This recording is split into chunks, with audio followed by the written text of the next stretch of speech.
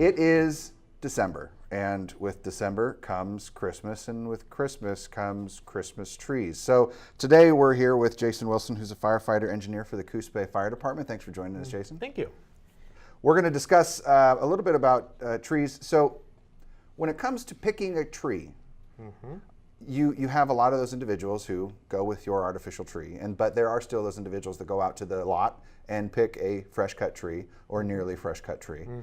But what do they need to be looking for? Well, when you go to pick a tree, obviously you need to have one that's needles aren't falling off. So you can basically kind of pluck them a little bit, and if they come off easily, maybe that tree's been there just a little too long. So when putting the tree in your home, now whether it be fake or real, what do we need to consider? Well, first of all, you need to, if you do get a fresh tree or a real tree, you need to cut the first 2 inches off the bottom. And what that allows the tree to actually wick up moisture and to stay as green as possible for as long as possible. Sure. Okay. And then make sure that tree placement is in a safe place. Safe meaning 3 feet from any heat source, whether that's a space heater, whether that's a wall heater, a wood stove, fireplace, somewhere where it's 3 feet away from a heat source, okay? And then also make sure it's not blocking an exit. So if you have to get out of the house, you don't have a tree right in front of your door. So easy in, easy out. And then, like I said earlier, water it. You need to water it every day and make sure that it's remains as fresh as long as you possible. can. Yeah. So what about lighting your tree? A lot of people like to throw lights in there. Yeah. First of all, picking your lights. I mean, there's a huge variety of lights out there. The main one that we'd like to recommend is that you do it one that's been tested by independent testing lab like UL. Okay. And so make sure it's a reputable light source. Okay.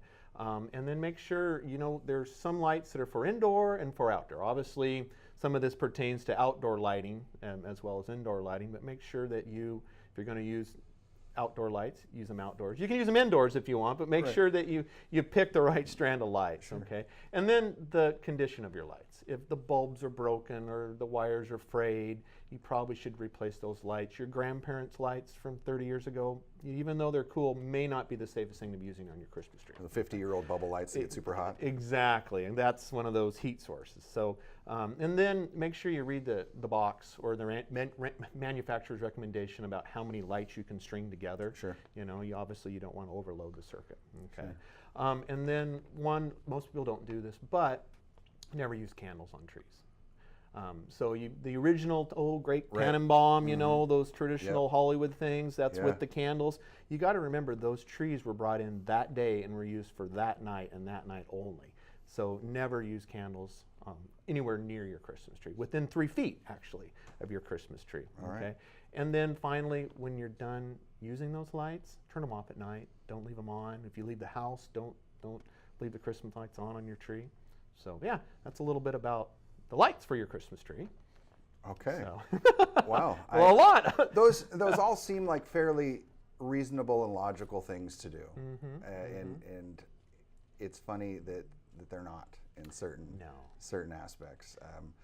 What about disposing of the tree? Well, as soon as Christmas is over, a lot of people like to keep them up through the New Year's, but also that is relative to how dry your tree is. Sure. And so by January, the tree needs to come out. So make sure if you take your tree down, store it outside. Don't put it in your garage. Put it out.